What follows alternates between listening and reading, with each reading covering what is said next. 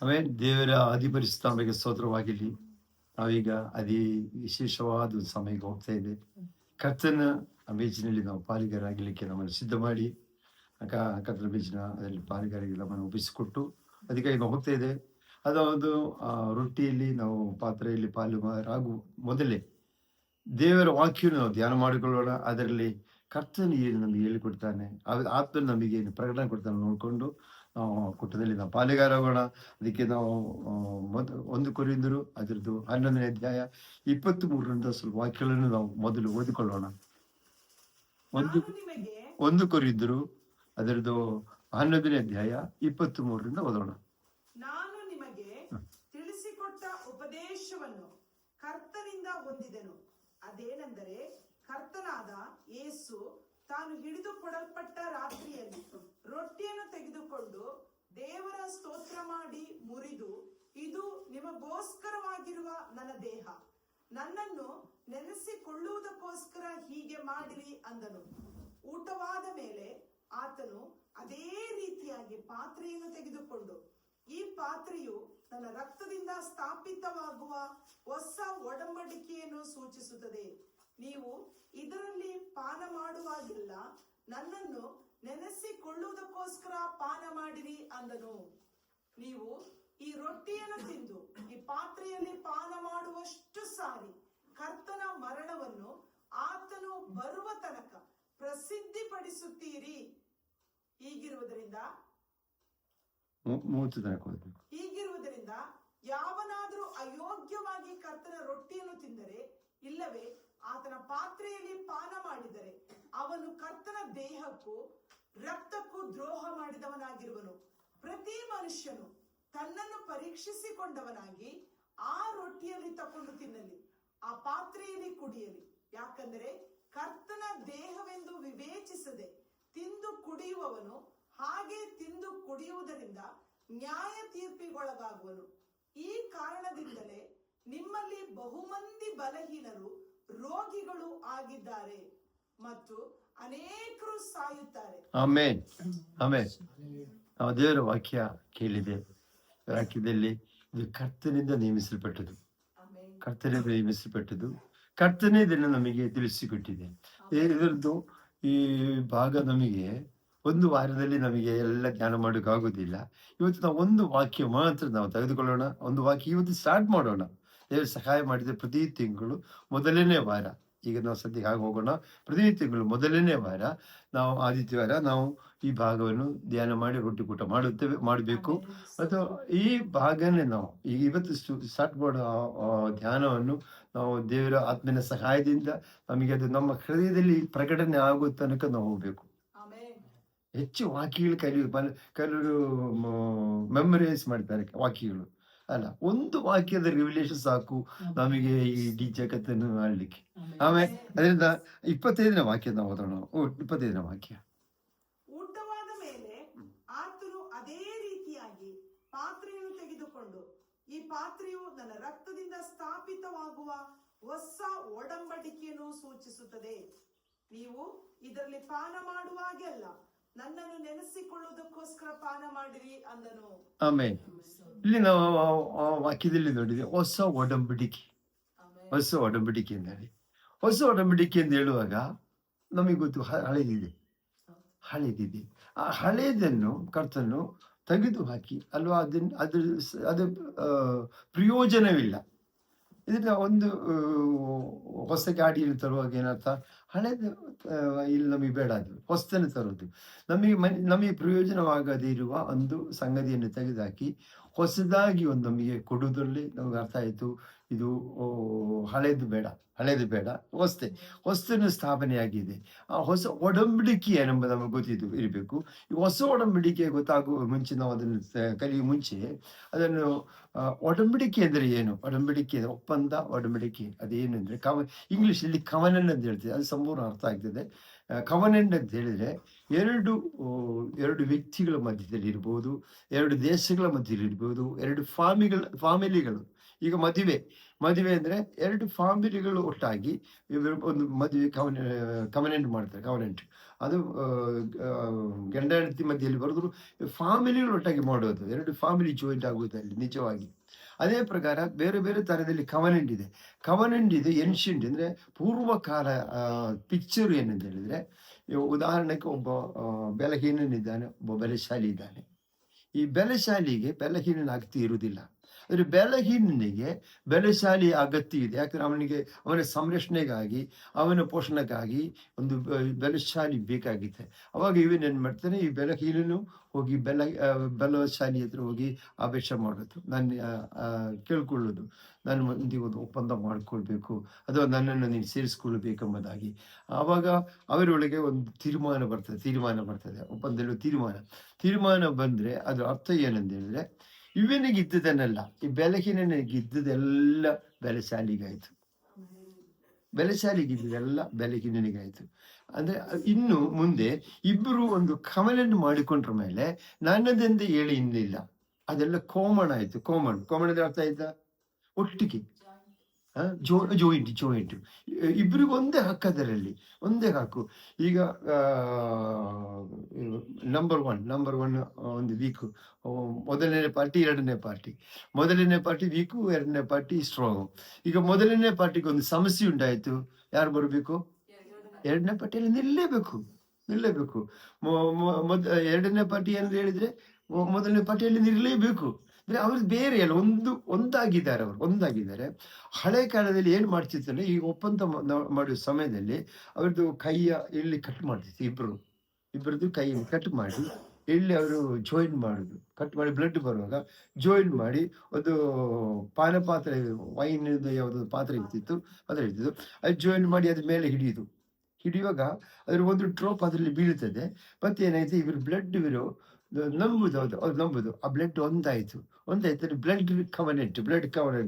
ಆ blood covenant ಅರ್ಥ ಏನಂದ್ರೆ, ಅವರು ಸಾಯುವ ತನಕ ಅದನ್ನು ಮುರಿಲಿಕ್ಕಿಲ್ಲ. ಇನ್ನು ಒಬ್ಬನು ಕವನೆಂಟ್ ಮುರಿದ್ರೆ ಅವನು ಸಾಯಲೇಬೇಕು ಎಂಬುದಾಗಿ, ಅವನು ಸಾಯಬೇಕು, ಆ ಕವನೆಂಟ್ ಮುರಿದವನು ಸಾಯಲೇಬೇಕು ಎಂಬುದಾಗಿ.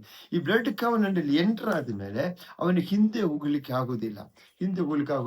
ಮತ್ತು ಇವರು ಏನ್ ಮಾಡ್ತಾರೆ, ಈ ಪಾತ್ರೆಯಲ್ಲಿ ಈ ಬ್ಲಡ್, ಅವ್ರದ್ದು ಇಬ್ಬರದ್ದು ಬ್ಲಡ್ ಅಲ್ಲಿ ಬಿದ್ದಿತ್ತಲ್ಲ, ಆ ಪಾತ್ರೆಯನ್ನು ಅವ್ರು ಶೇರ್ ಮಾಡ್ಕೊಳ್ಳುವಾಗ ಅರ್ಥ ಅವ್ರ ಜೀವ ಅವರು ಶೇರ್ ಮಾಡಿಕೊಂಡಿದೆ ಎಂಬುದಾಗಿ. ಮತ್ತೆ ಅದ್ರ ಕವನೆಂಟ್ ಫುಲ್ಫಿಲ್ ಆಗ್ತದೆ. ಕವನೆಂಟ್ ಫುಲ್ಫಿಲ್ ಆದ್ಮೇಲೆ ಅದನ್ನು ಯಾರಿಗೂ ಅದು ಕ್ಯಾನ್ಸಲ್ ಮಾಡ್ಲಿಕ್ಕೆ ಆಗುವುದಿಲ್ಲ. ಅದು ನೆರವೇರಲೇಬೇಕು. ಹಿಂದೆ ಹೋದ್ರೆ ಮರಣದಿಂದ ಅಲ್ಲದೆ ಹಿಂದೆ ಹೋಗ್ಲಿಕ್ಕೆ ಆಗುದಿಲ್ಲ. ಅದೇ ಪ್ರಕಾರ ನಾವು ಕವನೆಂಟ್ ಎತ್ಕೊಳ್ಳೋದು, ಈ ಚಿತ್ರ ನಮಗೆ ಇರಬೇಕು. ತುಂಬಾ ಆಳವಾದ ಸಂಗತಿಗಳೇ, ಮಿನಿಮಮ್ ನಮಗೆ ಈ ಚಿತ್ರ ಇರಬೇಕು. ಕವನೆಂಟ್ ಅಂದ್ರೆ ಏನು, ನನಗೂ ದೇವರಿಗೂ ಎಲ್ಲ ಕವನೆಂಟ್ ಆಗಿರೋದು ನಾವು ಅರ್ಥ ಮಾಡ್ಕೊಳ್ಬೇಕು. ಕವನೆಂಟ್ ಆಗಿರೋದು ಈ ಹೊಸ ಒಡಂಬಡಿಕೆ, ಕವನೆಂಟ್ ಆಗಿರೋದು ಯೇಸು ಕ್ರಿಸ್ತನಿಗೂ ತಂದೆಯಾದ ದೇವರಿಗೂ. ನಿಮಗೆ ಒಪ್ಪಿಕೊಳ್ಳಿಕ್ಕೆ ಆಗಿದ್ರು ವಾಕ್ಯ ಓದ್ಕೊಳ್ಳೋಣ, ನಾವು ನೋಡೋಣ. ಯೇಸು ಕ್ರಿಸ್ತನಿಗೂ ತಂದೆಯಾದ ದೇವರಿಗೂ ಕವನೆಂಟ್ ಆಗಿದೆ. ಆದರೆ ಯೇಸು ಕ್ರಿಸ್ತನ ಕವನೆಂಟ್ ಅಲ್ಲಿ ಎಂಟರ್ ಆಗಿದ್ದು ನಮಗೋಸ್ಕರ, ನಮ್ಮ ರೆಪ್ರೆಸೆಂಟೇಟಿವ್ ಆಗಿ. ಅವನು ನನ್ನ ಕ್ಲಾನ್, ನನ್ನ ವಂಶದ ಲೀಡರ್ ಆಗಿ, ಅದು ನನ್ನ ವಂಶದ ಮುಖ್ಯಸ್ಥನಾಗಿ ಅವನು ನನಗೋಸ್ಕರ ದೇವರ ಸನ್ನಿಧಿಯಲ್ಲಿ ಹೋದೆ. ಆಗ್ಬೇಕು ಆಯ್ತು ಅಂತ ಹೇಳಿದ್ರೆ, ದೇವರ ಸನ್ನಿಧಿಯಲ್ಲಿ ನಿಂತು ಕವನೆಂಟ್ ಮಾಡ್ಲಿಕ್ಕೆ ನಮ್ಗೆ ಯಾರಿಗೂ ಆಗ್ತಿರ್ಲಿಲ್ಲ. ಅಬ್ರಾಹ್ಮನ ಒಂದು ಕವನೆಂಟ್ ಮಾಡಿಕೊಂಡಿದ್ದಾನೆ. ಅಬ್ರಾಹ್ಮನ ಕವನೆಂಟ್ ಮಾಡಿಕೊಂಡು ಅದು ದೇವರು ಆರಿಸಿಕೊಂಡಿದ್ದ ಅವನಿಗೆ. ಅವನು ದೇವರ ಮುಂದೆ ದೇವರಿಗೆ ಮೆಚ್ಚುಗೆ ಹಾಕಿ ಅವನು ದೇವರು ನಂಬಿದನು. ಅದಕ್ಕೆ ಅಬ್ರಾಹ್ಮನ ಜೊತೆಯಲ್ಲಿ ಅವನು ಕವನೆಂಟ್ ಮಾಡಿಕೊಂಡಿದೆ. ಈಗ ಯೇಸು ನಮಗೋಸ್ಕರ, ನಾವೆಲ್ಲ ಫೇಲ್ ಇದೆ. ರೋಮರು ಬರೆದ ಪತ್ರಿಕೆ, ಅದರಲ್ಲಿ ನಾವು ಬೇಡ ಓದಬೇಡ, ಈಗ ಟೈಮ್ ತುಂಬ ಹೋಯ್ತಲ್ಲ. ಅದರದ್ದು 3ನೇ ಅಧ್ಯಾಯದ ಏನು ಸಾಕ್ಷಿ ಪಡ್ತದೆ ಅಂದ್ರೆ, ನಾವೆಲ್ಲ ಯಾರಾಗಿದೆ ಅಂದ್ರೆ, ಮೊದಲೇ ನಮ್ಮ ಹಿಸ್ಟರಿ ಏನು, ಎಲ್ಲ ಪಾಪಿಗಳು. ಹೇಗೆ ಪಾಪಿಗಳಾಗಿದ್ರು, ದೇವರ ವಾಕ್ಯ ಏನ್ ಹೇಳುತ್ತೆ, ಎಲ್ಲರೂ ಪಾಪ ಮಾಡಿ, ಆದಾಮೇಲೆ ಪಾಪ ಅದಿದೆ. ಈಗ ನಮ್ದೇನೈತೆ, ನಾವೆಲ್ಲ ಪಾಪ ಮಾಡಿಯೇ ಪಾಪಿಗಳಾಗಿದ್ರು, ಸುಮ್ಮನೆ ಪಾಪಿಗಳಾಗಿಲ್ಲ. ಆದ್ರೂ ದೇವರ ಮುಂದೆ ನಮ್ಗೆ ನಿಲ್ಲಕ್ಕೆ ಆಗ್ತಿರ್ಲಿಲ್ಲ. ನಮಗೋಸ್ಕರ ಪರಿಶುದ್ಧನಾದವನು ಒಬ್ಬರು ಬಂತು, ನಮಗೋಸ್ಕರ ದೇವರ ಹತ್ರ ಹೋಗಿ ಅವರು ಒಪ್ಪಂದ ಮಾಡಿಕೊಂಡ್ರು. ಈಗ ನಾವು ಅದಕ್ಕೆ ಹೋಗೋಣ, ವಾಕ್ಯಕ್ಕೆ ಹೋಗೋಣ. ಹೀಬ್ರೂಸ್ ಅದರದ್ದು 9ನೇ ಅಧ್ಯಾಯ. ಇಬ್ರಿಯರ ಬರೆದ ಪತ್ರಿಕೆ 9ನೇ ಅಧ್ಯಾಯ 15-16 ವಾಕ್ಯ ಓದಿಕೊಳ್ಳೋಣ. ಮತ್ತು ಈ ಕಾರಣದಿಂದ ಆತನು ಒಂದು ಹೊಸ ಒಡಂಬಡಿಕೆಗೆ ಮಧ್ಯಸ್ಥನಾಗಿದ್ದಾನೆ. ಮೊದಲನೆಯ ಒಡಂಬಡಿಕೆ ಕಾಲದಲ್ಲಿ ನಡೆದ ಅಕ್ರಮಗಳ ಪರಿಹಾರಕ್ಕಾಗಿ ಆತನು ಮರಣವನ್ನು ಅನುಭವಿಸಿದ್ದರಿಂದ ದೇವರಿಂದ ಕರೆಸಿಕೊಂಡವರು ವಾಗ್ದಾನವಾಗಿದ್ದ ನಿತ್ಯ ಬಾಧ್ಯತೆಯನ್ನು ಹೊಂದುವುದಕ್ಕೆ ಆತನ ಮೂಲಕ ಮಾರ್ಗವಾಯಿತು. ಮರಣಶಾಸನವು ಇರುವಲ್ಲಿ ಅದನ್ನು ಭರಿಸಿದವನ ಮರಣವು ಪ್ರಸಿದ್ಧವಾಗಿರಬೇಕಷ್ಟೇ. ಆಮೇಲೆ 15ನೇ ವಾಕ್ಯದಲ್ಲಿ ಹೀಗೆ ಓದ್ತೇವೆ, ಮತ್ತು ಈ ಕಾರಣದಿಂದ ಕೆಲವು ಕಾರಣಗಳು ಹಿಂದೆ ಕೊಟ್ಟಿದೆ 9ನೇ ಅಧ್ಯಾಯದಲ್ಲಿ ಕೆಲವು ಕಾರಣ. ಅದರ ಅರ್ಥ ಇಷ್ಟೇ: ಒಬ್ಬನೂ ದೇವರನ್ನು ಮೆಚ್ಚಿಸಲಿಕ್ಕೆ ಆಗಲಿಲ್ಲ. ದೇವರು ಕೊಟ್ಟಿರುವ ಜ್ಞಾನದಲ್ಲಿ, ದೇವರು ಕೊಟ್ಟಿರುವ ಆಜ್ಞೆಗಳಲ್ಲಿ ಕೈಕೊಂಡಿದ್ರೆ ಹಳೆ ಒಡಂಬಡಿಕೆ ನಡೀಲಿಕ್ಕೆ ಆಗಲಿಲ್ಲ. ಒಬ್ರಿಗೂ ಎಲ್ಲ ಫೈಲ್ ಆಗಿದ್ರು. ಆದ್ರಿಂದ ಆ ಕಾರಣದಿಂದ ಏನಾಯ್ತು, ಆತನು ಬಂದು ಹೊಸ ಒಡಂಬಡಿಕೆಗೆ ಮಧ್ಯಸ್ಥನಾಗಿದ್ದಾನೆ. ಒಂದು ಹೊಸ ಒಡಂಬಡಿಕೆ ಮಾಡಬೇಕಾಯ್ತು. ಹಳೆದು ಫೇಲ್ ಆಗಿ ಅದೇ ಆ ಹಳೆ ಒಡಂಬಡಿಕೆಯಲ್ಲಿ ಲಂಘನ ಆಗಿದ್ರೆ ಆಗಬೇಕು, ಮರಣ ಆಗಬೇಕು. ಆ ಹಳೆ ಒಡಂಬಡಿಕೆ ಲಂಘನ ಇದೆ. ನಾವು ಮಾಡಿದ ತಪ್ಪಿಗೆ ನಾವೆಲ್ಲ ಒಡಂಬಡಿಕೆ ತಪ್ಪಿದೆ. ನಾವು ದೇವರಿಗೆ ಸರಿಯಾಗಿ ನಡ್ಕೊಳ್ತೇವೆ ಅಂತ ಒಡಂಬಡಿಕೆ ಇಲ್ಲಿತ್ತು. ಅಬ್ರಾಹ್ಮನ ಏನ್ ಹೇಳಿದೆ, 17ನೇ ಅಧ್ಯಾಯ ಆದಿಕಾಂಡ 17ನೇ ಅಧ್ಯಾಯ 1-2 ವಾಕ್ಯ. ಆದಿಕಾಂಡ 17ನೇ ಅಧ್ಯಾಯ 1-2 ವಾಕ್ಯ. ಅದು ಒಡಂಬಡಿಕೆ ಷರತ್ತುಗಳದು. 17 1-2. ಅಬ್ರಾಮನ 99 ವರ್ಷದವನಾದಾಗ ಯೆಹೋವನು ಅವನಿಗೆ ದರ್ಶನ ಕೊಟ್ಟು, ನಾನು ಸರ್ವಶಕ್ತನಾದ ದೇವರು, ನಿನ್ನೊಂದಿಗೆ ಒಡಂಬಡಿ ಮಾಡಿಕೊಂಡವನು ಸರ್ವಶಕ್ತನಾದ ದೇವರು ನಾನು. ನನಗೆ ನೀನ್ ನಡ್ಕೋಬೇಕು. ಅಗ್ರಿಮೆಂಟ್ ಅಲ್ಲಿ ಇದೆ, ನನಗೆ ನೀನ್ ನಡ್ಕೋಬೇಕು. ದೋಷ ಇಲ್ಲದವನಾಗಿಯೂ ನಾನು ನಿನ್ನ ಸಂಗಡ ಒಡಂಬಡಿಕೆ ಮಾಡಿಕೊಳ್ಳುತ್ತೇನೆ. ದೋಷ ಇಲ್ಲದವನಾಗಿರ್ಬೇಕು. ಅವಾಗ ನಿನ್ನ ಸಂಗಡ ಮಾಡಿಕೊಂಡು ಒಡಂಬಡಿಯಲ್ಲಿ ನೀನ್ ನಿಲ್ತಿ ಇರ್ಬೇಕು. ದೇವರಿಗೆ ನಡ್ಕೊಳ್ಬೇಕು, ದೋಷ ಇಲ್ಲದವನಾಗಿರ್ಬೇಕು. ಈ ಒಡಂಬಡಿಕೆಯಲ್ಲಿ ಯಾರು ನಿಂತಿಲ್ಲ. ಅದಕ್ಕೆ ಏನಾಯ್ತು, ಒಡಂಬಡಿಕೆ ವೈಲೇಟ್ ಆಯ್ತು, ಲಂಘನ ಆಯ್ತು. ಲಂಘನ ಆದ್ರೆ ಏನಾಗಬೇಕು, ಮರಣ ಆಗಬೇಕು. ಮರಣ ಆದ್ರೆ ನಾವೆಲ್ಲ ಸಾಯ್ಲಿಕ್ಕೆ ಸಾಧ್ಯ ಆಗಿಲ್ಲ, ನಾವೆಲ್ಲ ಸಾತು ಹೋಗ್ಬೇಕು ಅಂತ. ಅದಕ್ಕೆ ಯೇಸು ಕ್ರಿಸ್ತನು ಬಂತು, ನಮಗೋಸ್ಕರ ಮಧ್ಯಸ್ಥನಾಗಿ ದೇವರಿಗೂ ಅವನಿಗೊಂದು ಒಪ್ಪಂದ ಮಾಡಿದೆ. ಆ ಮರಣ ನಾನು ಹೊತ್ತುಕೊಳ್ತೇನೆ. ಈಗ ಯೇಸು ಕ್ರಿಸ್ತನ ಮರಣದಲ್ಲಿ ನಾವು ಪಾಲಿಗರಾಗಿದ್ದೇವೆ. ಯೇಸು ಸತ್ಯ, ನಾವು ಕೂಡ ಸತ್ತಿದೆ. ಈಗ ನಾವು ಈ ಕರ್ತನ ಬಯಸಲ್ಲಿ ಏನ್ ಹೇಳ್ತಿದೆ, ಯೇಸುವಿನ ಮರಣವನ್ನು ನಾವು ಪ್ರಸ್ತಾವನೆ ಮಾಡ್ತಿದ್ದೆ. ಯೇಸುವಿನ ಮರಣವನ್ನು ಏನ್ ಮಾಡಿದೆ, ಹಳೆ ಒಡಂಬಡಿಕೆಯಲ್ಲಿ ಲಂಘನ ಆಗೋದಿಕ್ಕೆ ನಾನು ಸತ್ತಿದ್ದಾನೆ ಯೇಸುವಿನ ಜೊತೆಯಲ್ಲಿ. ಯೇಸು ಸತ್ತಿದ್ದಾರೆ, ಅದಕ್ಕೆ ಹಳೆ ಒಡಂಬಡಿಕೆ ಕ್ಯಾನ್ಸಲ್. ನೀ ಹಳೆ ಒಡಂಬಡಿಕೆ ನನ್ನ ಮೇಲೆ ಆಳುವುದಿಲ್ಲ. ಆಮೇಲೆ ಆ ಹಳೆ ಒಡಂಬಡಿಕೆ ನನ್ನ ಮೇಲೆ ಇನ್ನು ಮರಣದ ಶಾಸನ ನನ್ನ ಮೇಲೆ ಆಳುವುದಿಲ್ಲ. ನಾನೀಗ ಹೊಸ ಒಡಂಬಡಿಕೆಯಲ್ಲಿ ಬಂದಿದೆ. ಹಳೆ ಒಡಂಬಡಿಕೆಯಲ್ಲಿ ಒಬ್ಬರು ಕವನೆಂಟು ಮುರಿದರೆ ಸಾಯ್ಬೇಕು, ಎಲ್ಲ ಮನುಷ್ಯರು ಸಾಯ್ಬೇಕಿತ್ತು. ಆದ್ರೆ ಯೇಸು ಕ್ರಿಸ್ತ ಏನ್ ಮಾಡಿದ್ದಾನೆ, ಅವನು ಪರಿಶುದ್ಧನಾಗಿ ಇರುವುದರಿಂದ ದೇವರಿಗೆ ಅವನಿಗೊಂದು ಒಪ್ಪಂದವಾಗಿ ತನ್ನಲ್ಲಿ ಆ ಮರಣವನ್ನು ಹೊತ್ಕೊಂಡಿದ್ದಾನೆ. ಮರಣವನ್ನು ಹೊತ್ಕೊಂಡು ತಾನು ಆ ಒಡಂಬಡಿಕೆಯನ್ನು ಅದಕ್ಕೆ ಪರಿಹಾರ ಮಾಡಿ ಒಂದು ಹೊಸ ಒಡಂಬಡಿಕೆ ಮಾಡಿಕೊಂಡಿದೆ. ಈಗ ಒಂದು ಕವನೆಂಟ್ ಇದೆ, ಒಂದು ಎಗ್ರಿಮೆಂಟ್ ಇದೆ. ಅದು ವೈಲೇಟ್ ಆದ್ರೆ ಏನ್ ಮಾಡ್ಬೇಕು, ಅದಕ್ಕೆ ಪರಿಹಾರ ಮಾಡಿ ಹೊಸ ಎಗ್ರಿಮೆಂಟ್ ಮಾಡಬೇಕು. ಸುಮ್ಮನೆ ಹೊಸ ಎಗ್ರಿಮೆಂಟ್ ಅದು ಮಾಡ್ತಾರೆ? ಇಲ್ಲ, ಮಾಡುದಿಲ್ಲ. ಹೊಸ ಎಗ್ರಿಮೆಂಟ್ ಮಾಡಬೇಕಾದ್ರೆ ಅದಕ್ಕೆ ಪರಿಹಾರ ಆಗ್ಬೇಕು. ಅದೇ ಪರಿಹಾರ ಯೇಸು ಕ್ರಿಸ್ತನು ತನ್ನ ಮರಣದಿಂದ ಮಾಡಿದ್ದಾನೆ. ಅದಕ್ಕೆ ನಾವು ನೋಡಿದೆ ನಾವು ತಿರುಗಿ ಬರುವ 9:15 ಬರುವ. ಮತ್ತೆ ಈ ಕಾರಣದಿಂದ, ಯಾವ ಕಾರಣ, ಈ ಎಗ್ರಿಮೆಂಟ್ ವೈಲೇಟ್ ಆಗಿದೆ, ಕವನೆಂಟ್ ಮುರಿದೋಗಿದೆ. ಕವನೆಂಟ್ ಮುರಿದವರು ಸಾಯ್ಬೇಕು. ಎಲ್ಲ ಮನುಷ್ಯರು ಮುರಿದಿದೆ, ಅವ್ರು ಸಾಯ್ಬೇಕು. ನಾವೆಲ್ಲ ಸತ್ತು ನರಕಕ್ಕೆ ಹೋಗುದಲ್ಲ, ದೇವರ ಚಿತ್ತ ಅದಲ್ಲ. ಅದಕ್ಕೆ ನಮ್ಮನ್ನು ಬಿಡುಗಿಡಿಸಿ ನಮಗೆ ರಕ್ಷಣೆ ಕೊಡ್ಲಿಕ್ಕಾಗಿ ಯೇಸು ಕ್ರಿಸ್ತ ತಾನೇ ಬಂತು. ದೇವರ ಸಂಗಡ ಒಂದು ಒಪ್ಪಂದ ಮಾಡಿ, ಆ ಒಪ್ಪಂದದಲ್ಲಿ ಏನಾಗಿದೆ, ನಮ್ಮ ವೈಲೇಷನ್, ನಮ್ಮ ಕವನನ್ನು ಮುರಿದನು ಅದ್ರ ಪರಿಹಾರ ಮಾಡಿ ಹೊಸ ಒಂದು ಒಡಂಬಡಿಕೆ ಕೊಟ್ಟಿದೆ. ಯೇಸು ಕ್ರಿಸ್ತನು ದೇವರ ಮಧ್ಯೆ ಒಂದು ಹೊಸ ಒಡಂಬಡಿಕೆಯಲ್ಲಿ ಎಲ್ಲ ಪರಿಹಾರ ಆಗಿ, ಅದ್ರಲ್ಲಿ ಒಂದು ಕಂಡೀಷನ್ ಇದೆ. ಅಬ್ರಹಾಮನೇ ಹೇಳಿದೆ, ನೀನು ನನ್ನ ನಡ್ಕೋಬೇಕು, ನನ್ನ ಮುಂದೆ ದೋಷವಿಲ್ಲದವನಾಗಿರ್ಬೇಕು, ಇನ್ನಸೆಂಟ್ ಅಂಡ್ ಪ್ಯೂರ್ ಇರಬೇಕು ಎಂಬುದಾಗಿ. ಇಲ್ಲಿ ನಮಗೆ ಹೊಸ ಒಡಂಬಡಿಕೆಯಲ್ಲಿ ಏನ್ ಕಂಡೀಷನ್ ಇದೆ? ಯೇಸು ಹೇಳಿದೆ, ನನ್ನನ್ನು ನಂಬುವನು ಜೀವನ ಉಂಟ. ಆಮೆನ್. ಆಮೇಲೆ ನಂಬಿಕೆ ಕಂಡೀಷನ್ ನಮಗೆ ಕೊಟ್ಟಿದೆ. ಹೊಸ ಒಡಂಬಡಿಕೆಯಲ್ಲಿ ಅದು ಒಂದು ಮರಣ ಶಾಸನ ಇದೆ. ಮರಣ ಶಾಸನ ಅಂದ್ರೆ ಒಬ್ಬ ಮನುಷ್ಯನು ಸಾಯಬೇಕಾದ್ರೆ ತಾನೊಂದು ವಿಲ್ಪತ್ರ ಅಲ್ಲ ಅದು, ವೀಲು ಬರೀತಾನೆ. ವೀಲು ಬರೆಯುವಾಗ ಅದು ಏನದ್ರಲ್ಲಿ ಬರೆಯಲ್ಪಟ್ಟಿದೋ ಅದು ಯಾರಿಗೂ ಉಲ್ಲಂಘನೆ ಮಾಡ್ಲಿಕ್ಕೆ ಆಗುದಿಲ್ಲ. ಯೇಸು ತನ್ನ ಮರಣದಲ್ಲಿ ಏನು ಬಿಲ್ಲು ನಮಗೆ ಇದು ಮರಣಶಾಸನ ಬೇರೆ, ಕವನೆಂಡು ಬೇರೆ. ಕವನೆಂಡಲ್ಲಿ ನಾವು ಪಾಲಿಗಾರ ಆಗೋದು ಈ ಬೀಲು ಪ್ರಕಾರ.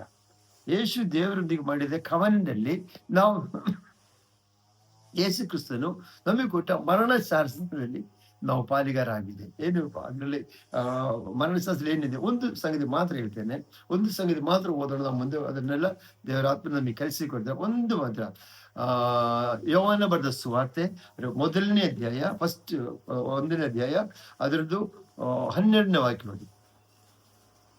ಯೋಹಾನ ಬರೆದ ಸುವಾರ್ತೆ 1 ಅಧ್ಯಾಯ 1 ಅದ್ರ 12ನೇ ವಾಕ್ಯ. ಯಾರು ಆತನನ್ನು ಅಂಗೀಕರಿಸಿದಿರೋ, ಅಂದರೆ ಆತನ ಹೆಸರಲ್ಲಿ ನಂಬಿಕೆ ಇಟ್ಟರೋ ಅವರಿಗೆ ದೇವರ ಮಕ್ಕಳಾಗಿ ಅಧಿಕಾರ ಎಲ್ಲಿ ಕೊಟ್ಟರು? ತನ್ನ ಮರಣಶಾಸನದಲ್ಲಿ, ತನ್ನ ವೀಲಲ್ಲಿ ಯೇಸು ಏನು ಬರೆದು ಕೊಟ್ಟಿದೆ. ಯಾರು ಅವನನ್ನು ನಂಬ್ತಾನೋ, ಆತನ ನಂಬುದಂದ್ರೆ ಏನು? ನನಗೋಸ್ಕರ ನಾನು ಕವನನ್ನು ಮುರಿದು ಸಾಯ್ಬೇಕಾಗಿತ್ತು, ನನಗೋಸ್ಕರ ಯೇಸು ಸತ್ತಿದ್ದಾನೆ. ನನಗೆ ಮರಣ, ನನಗೆ ಆಗಬೇಕಾದ ಮರಣವು ಯೇಸು ತಾನು ಸತ್ತಿದ್ದಾನೆ ಅಂದ್ರೆ ಯಾರನ್ನು ನಂಬುತ್ತಾರೋ, ಯಾರು ಆತನ ಅಂಗೀಕರಿಸ್ತಾರೋ, ಯೇಸುವನ್ನು ಹೇಳಿದ ಯಾರು ಅಂಗೀಕರಿಸ್ತಾರೋ ಅವರಿಗೇನು ಅಧಿಕಾರ ಕೊಟ್ಟರು? ದೇವರ ಮಕ್ಕಳಾಗುವ ಅಧಿಕಾರ. ಇದು ಎಲ್ಲಿದೆ? ಇದು ಯೇಸು ಕ್ರಿಸ್ತ ನಮಗೆ ಕೊಟ್ಟಿರೋ ಮರಣ ಶಾಸನದಲ್ಲಿ ಇದೆ. ಯಾರಿಗೂ ಇದನ್ನು ವೈಲೇಟ್ ಮಾಡ್ಲಿಕ್ಕೆ ಆಗುವುದಿಲ್ಲ. ಯಾಕಂದ್ರೆ ಗಲಾತ್ಯರು ಬರೆದ ಪತ್ರಿಕೆ 3ನೇ ಅಧ್ಯಾಯ 15ನೇ ವಾಕ್ಯ.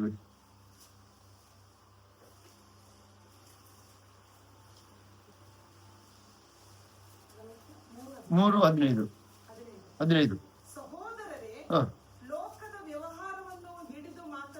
ನಿಮಗೆಲ್ಲ ಲೋಕದ ವ್ಯವಹಾರ ಗೊತ್ತಿದೆಯಲ್ಲ ಅಂತ. ಲೋಕದಲ್ಲಿ ಇದನ್ನೇ ಮಾತಾಡುದು, ನಾವು ಅರ್ಥ ಆಗ್ಬೇಕಂದ ನಮ್ಮ ಮಧ್ಯದಲ್ಲಿ ಇದು ವಿಷಯ ಸೇರಿಸಿ ಮಾತಾಡುದು. ಸ್ಥಿರಪಡಿಸಿದ ಒಂದು ಒಡಂಬಡಿಕೆಯು ಕೇವಲ ಮನುಷ್ಯನದಾಗಿದ್ರು, ಯಾರು ರದ್ದು ಮಾಡುದು? ಕೇವಲ ಮನುಷ್ಯನದು ಒಂದು ಮರಣ ಶಾಸನ. ಅದು ಸ್ಥಿರಪಡಿಸುದು ಯಾವಾಗ? ಅದೇ ಇಲ್ಲಿ 16ನೇ ವಾಕ್ಯ ಓದಿ. 9:16 ಇಬ್ರೂಸ್ 9:16.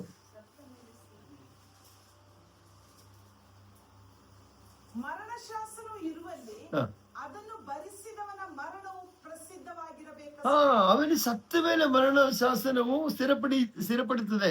ಯೇಸು ಸತ್ತಿ ನಮಗೋಸ್ಕರ ಆ ಮರಣ ಶಾಸನ ಸ್ಥಿರಪಡಿಸಲ್ಪಟ್ಟಿದೆ. ಅದು ಸ್ಥಿರವಾಗಿದೆ, ಅದು ಸಾಬೀತಾಗಿದೆ, ಅದು ಸ್ಟ್ಯಾಂಡ್ ಆಗಿದೆ. ಇನ್ನದನ್ನ ಯಾರಿಗೂ ಚೇಂಜ್ ಮಾಡ್ಲಿಕ್ಕೆ ಆಗೋದಿಲ್ಲ. ಪ್ರಿಯರೇ, ನೀವು ಅರ್ಥ ಮಾಡ್ಕೊಳ್ಳಿ, ಈ ಸುವಾರ್ತೆ ಪುಸ್ತಕದಲ್ಲಿ ಬರೆಯಲ್ಪಟ್ಟಿರೋದು ಯಾರಿಗೂ ಚೇಂಜ್ ಮಾಡ್ಲಿಕ್ಕೆ ಆಗೋದಿಲ್ಲ. ನಿಮ್ಮ ರಕ್ಷಣೆಗಾಗಿ ಈ ಇದರಲ್ಲಿ ಬರೆಯಲ್ಪಟ್ಟಿದ್ದಲ್ಲ, ಬೇರೆ ಏನಾದ್ರು ನೀವು ಮಾಡ್ಬೇಕಂತ ಯಾರು ಹೇಳಿದ್ರೆ ಅವನಿಗೆ ಹಕ್ಕಿಲ್ಲ ಹೇಳಲಿಕ್ಕೆ. ಯಾಕಂದ್ರೆ ಈ ಮರಣ ಶಾಸನ ಯೇಸು ಕ್ರಿಸ್ತನ ಮರಣದ ಮೂಲ ಒಂದು ಸಾರಿ ಸೆಟಲ್ ಆಯ್ತು. ಅದನ್ನು ಯಾರಿಗೂ ಅದನ್ನು ಚೇಂಜ್ ಮಾಡ್ಲಿಕ್ಕೆ ಆಗುದಿಲ್ಲ. ಮನುಷ್ಯರದಾದ್ರೂ ಚೇಂಜ್ ಮಾಡುದಿಲ್ಲ ಅಂದ್ರೆ ಕೇವಲ ಮನುಷ್ಯರದ್ದು ಚೇಂಜ್ ಮಾಡುದಿಲ್ಲ, ದೇವರದ್ದು ಚೇಂಜ್ ಮಾಡ್ಲಿಕ್ಕೆ ಆಗ್ತದ? ಹೇಗೆ ನಮ್ಮ ರಕ್ಷಣೆ ಉಂಟಾಗ್ತದೆ? ಹೇಗೆ ರಕ್ಷಣೆ ಉಂಟಾಗ್ತದೆ? ನಂಬಿಕೆಯಿಂದ. ನಂಬಿಕೆ ಯೇಸು ಕ್ರಿಸ್ತನ ಇಟ್ಟು ನಂಬಿಕೆಯಿಂದಲೇ, ಯೇಸು ನಂಬಿಕೆಯಿಂದಲೇ ನಾವು ದೇವರ ಮಕ್ಕಳಾಗಿದೆ. ನಾನೇನು ಮಾಡಬಾರ್ದು, ಏನು ಮಾಡ್ಲಿಕ್ಕೆ ನೀವೇನಾದ್ರು ಅದಕ್ಕಾಗಿ ಮಾಡಬೇಕಂದ್ರೆ ಯಾರು ಹೇಳಿದ್ರೆ ಅವರು ಸುಳ್ಳು ಹೇಳ್ತಾ ಇದೆ. ಅದು ಅವರಿಗೆ ಈ ಮರಣ ಶಾಸನ ಗೊತ್ತಿಲ್ಲ. ಮರಣ ಶಾಸನ ಅವರು ಓದಿಲ್ಲ, ಅದು ಗೊತ್ತಿಲ್ಲ ಅವರಿಗೆ. ನಮಗೆ ಗೊತ್ತಾಯ್ತು. ಏನು ಗೊತ್ತಾಯ್ತು? ಮರಣ ಶಾಸ್ತ್ರದಲ್ಲಿ ಬರೆಯಬಿಟ್ಟಿದೆ, ಯೇಸು ಕ್ರಿಸ್ತನಲ್ಲಿ ಇಟ್ಟು ನಂಬಿಕೆಯಿಂದಲೇ ನಾವು ದೇವರ ಮಕ್ಕಳಾಗಿದ್ದೇವೆ. ಆತನನ್ನು ಅಂಗೀಕರಿಸಿಕೊಂಡವರು. ಆಮೇಲೆ ಇವತ್ತು ನಾವು ಈ ಮಾತನ್ನು ಕೇಳುವ ಅಭಿಷೇಕ ಯೇಸು ಕ್ರಿಸ್ತನು ನಮಗೆ ಇದು ಮಾಡಿದೆ ಅಂತ ನೀವು ಹೃದಯ ನಂಬಿದ್ರೆ ನೀವು ದೇವರ ಮಕ್ಕಳೇ. ದೇವರ ಮಕ್ಕಳೇ. ಯಾರು ತೀರ್ಮಾನ ಮಾಡ್ಬೇಕು? ನಾವು ದೇವರ ಮಗನ ಅಲ್ಲ, ಯಾರು ತೀರ್ಮಾನ ಮಾಡಬೇಕು? ನನ್ನ ವಿಷಯದಲ್ಲಿ ನಾನೇ ತೀರ್ಮಾನ ಮಾಡಬೇಕು. ದೇವರ ಮೊದಲೇ ತೀರ್ಮಾನ ಮಾಡಿದೆ, ಇದನ್ನು ಅಂಗೀಕರಿಸಬೇಕಷ್ಟೇ.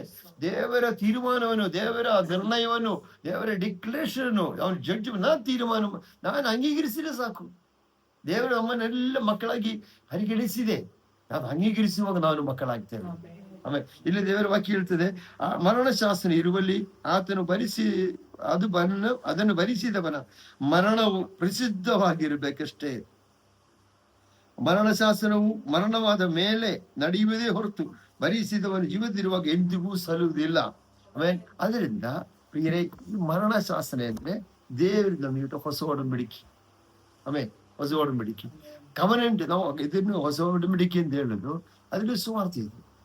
ಕವನೆಂಟ್ ಏನು ಹೊಸ ಕವನೆಂಟ್ ವೇಷ ಹೇಳಿದೆ, ಹೊಸ ಒಡಂಬಡಿಕೆ 25 ಒಂದ್ಸರಿ ಓದೋಣ. 1 ಕೊರಿಂಥರು 11:25 ಒಂದ್ಸರಿ ಓದೋಣ.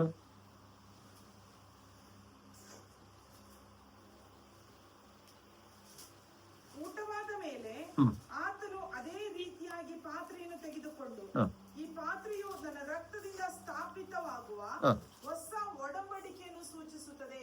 ಆಮೇಲೆ ಹೊಸ ಒಡಂಬಡಿಕೆ ಯಾರಿಗಾಯ್ತು? ನಮಗೂ ದೇವರಿಗೂ ಅಲ್ಲ. ನಮಗೆ ದೇವರಿಗೆ ಆಗಿದೆ. ನಾವೆಲ್ಲ ಮಾಡಿಕೊಂಡದ್ದು ಯೇಸು ಮಾಡಿಕೊಂಡ ಹೊಸ ಒಡಂಬಡಿಕೆಯಲ್ಲಿ ಪಾಲಿಗಾರರಾಗಲಿಕ್ಕೆ ಅವನು ನಮಗೆ ಅವಕಾಶ ಕೊಟ್ಟಿದ್ದು. ಅದು ಹೇಗೆ ಸಾಧ್ಯ ಆಯ್ತು? ನಂಬಿಕೆ ಮೂಲಕ. ನಂಬಿಕೆ ಮೂಲಕ ನಾವು ಪಾಲಿಗಾರರಾಗುವಾಗ ಅವನ ಮರಣಶಾಸ್ತ್ರದಲ್ಲಿ ಏನೆಲ್ಲ ಬರೆಯಲ್ಪಟ್ಟಿದೆಯೋ, ಮನಸ್ಸಲ್ಲಿ ಏನೆಲ್ಲ ಬರೆಯಲ್ಪಟ್ಟಿದೋ ಅದೆಲ್ಲ ನಾವು ಹಕ್ಕುದಾರರು. ಆಮೇಲೆ ಆ ಮರಣಶಾಸ್ತ್ರದಲ್ಲಿ ಯಾರೆಲ್ಲ ಹೆಸರು ಬರ್ತದೆ ಅವರಿಗೆ ಮಾತ್ರ. ಈಗ ಒಬ್ಬರು ಬೀಳು ಬರೀತಾರೆ, ಮೊನ್ನೆ ಯಾರು ರತನ್ ಟಾಟಾ ಸತ್ತೋಗಿದ್ದಾರೆ. ಅವರು ರಿಲೇಟಿವ್ಸ್ ಎಲ್ಲ ನಮಗೆ ಅಷ್ಟು ಬರ್ತದೆ ಇಷ್ಟು ಬರ್ತದೆ ಎನಿಸ್ಕೊಂಡಿತ್ತು. ಕೆಲಸದವನಿಗೆ ಅಷ್ಟು ಬರ್ದಿತ್ತು, ನಾಯಿಗೆ ಅಷ್ಟು ಬರ್ದಿತ್ತು. ಆ ವೀಳ್ಳು ಕೋರ್ಟಲ್ಲಿ ಪ್ರೊಡ್ಯೂಸ್ ಮಾಡುವಾಗ ಕೋರ್ಟಲ್ಲಿ ಏನಾಗ್ತದೆ, ಯಾರ ಹೆಸರಿತ್ತು ಅವ್ರಿಗೆ ಮಾತ್ರ. ಈಗ ನನ್ನ ಹೆಸರು ಜೀವಬಾಧ್ಯ ಪಟ್ಟಿಲಿ ಇಲ್ಲ. ನಾನು ಎಷ್ಟು ಚೆನ್ನಾಗಿ ನಡೆದ್ರು ನನಗೆ ಈ ವೀಳಲ್ಲಿ ಬರೆಯುವುದು ಯಾವುದೂ ಇಲ್ಲ. ನನ್ನ ಹೆಸರಲ್ಲಿ ಅಲ್ಲಿ ಇದ್ರೆ ನಾನು ಏನು ಮಾಡುವುದು ಬೇಡ, ಅದೆಲ್ಲ ಇರುವುದೆಲ್ಲ ನನ್ನದು. ಯಾರದು? ಯೇಸುಗೆ ಏನಿದೆ? ಎಲ್ಲ ಒಂದೇ ಅಲ್ಲ. ಅದೆಲ್ಲ ಯಾರ್ದಾಗಿದ್ದೀಯಾ? ನಂದಾಯ್ತು. ನನಗಿದ್ದದನ್ನೆಲ್ಲ ಎಲ್ಲಿ ಹೋಯ್ತು? ಯೇಸುಗಾಯ್ತು. ಅದಕ್ಕೆ ಮರಣಶಾಸ್ತ್ರದಲ್ಲಿ ಅವನ ಮರಣವು ಪ್ರಸಿದ್ಧವಾಗಬೇಕು. ಅದಕ್ಕೆ ದೇವರ ವಾಕ್ಯದಲ್ಲಿ ನಾವು ಹೋಗೋಣ. 11ನೇ ಅಧ್ಯಾಯ ಅದ್ರದ್ದು 11ನೇ ಅಧ್ಯಾಯ ಓದಿದ್ದೇವೆ. ಆದ್ರೆ ನೀವು ಪಾತ್ರೆಯಲ್ಲಿ ಕುಡಿಯುವಾಗ 27 ಹೊಸ 11:27 ಓಕೆ.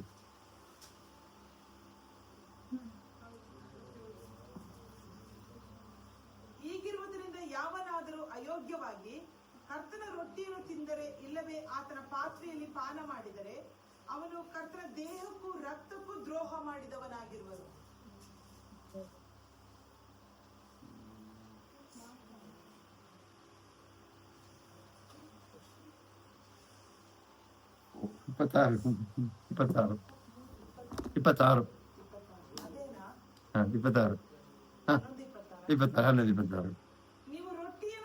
ನೀವು ರೊಟ್ಟಿಯನ್ನು ತಿಂದು ಈ ಪಾತ್ರೆಯಲ್ಲಿ ಪಾನ ಮಾಡುವಷ್ಟು ಸಾರಿ ಕರ್ತನ ಮರಣವನ್ನು ಆತನ ಬರುವ ತನಕ ಪ್ರಸಿದ್ಧಿಪಡಿಸ್ತೀರಿ. ಆತನ ಮರಣಶಾಸ್ತ್ರದಲ್ಲಿ ಅದನ್ನು ಪ್ರಸಿದ್ಧ ಆಗಬೇಕು. ಇಲ್ಲದೆ ನಮ್ಗೆ ಗೊತ್ತಾಗೋದಿಲ್ಲ, ಅದರಲ್ಲಿ ಏನೆಲ್ಲ ಇದೆ ಗೊತ್ತಾಗೋದಿಲ್ಲ. ನಾವು ಹಕ್ಕುದಾರ ನಮ್ಗೆ ಗೊತ್ತಾಗೋದಿಲ್ಲ. ಇವತ್ತು ಈ ರೊಟ್ಟಿಯನ್ನು ತಿಂದು ಪಾತ್ರೆಯಲ್ಲಿ ಕುಡಿಯುವಾಗ ನಾವು ಏನು ಪ್ರಸಿದ್ಧ ಮಾಡ್ತಿದ್ದೇವೆ? ಯೇಸು ಕ್ರಿಸ್ತನ ಮರಣದಿಂದ ನಾನು ಹಕ್ಕುದಾರನಾಗಿದ್ದಾನೆ. ಮರಣಶಾಸ್ತ್ರದಲ್ಲಿ ನಾನು ಹಕ್ಕುದಾರನು. ದೇವರಿಗೆ ಇದ್ದದೆಲ್ಲ ನಾನು ಹಕ್ಕುದಾರನು. ದೇವರಿಗೆ ಇದ್ದದೇನಿದೆ? ರೋಗ ಯೇಸು ಕ್ರಿಸ್ತನಲ್ಲಿ ಇದೆಯಾ? ಬಡತನ ಇದೆಯಾ? ಪಾಪ ಇದೆಯಾ? ಶಾಪ ಇದೆಯಾ? ಮತ್ತೆ ಯಾಕೆ ನಾವು ಅದನ್ನು ಹೊತ್ಕೊಂಡು ತಿರುಗಬೇಕು? ನಮ್ಮದೆಲ್ಲ ಆತನ ಹೊತ್ಕೊಂಡಿದ್ದಾನಲ್ಲ. ಪ್ರಿಯರೇ, ಸತ್ಯವು ನಿಮಗೆ ಬಿಡುಗಡೆ ಕೊಡ್ತೀವಿ.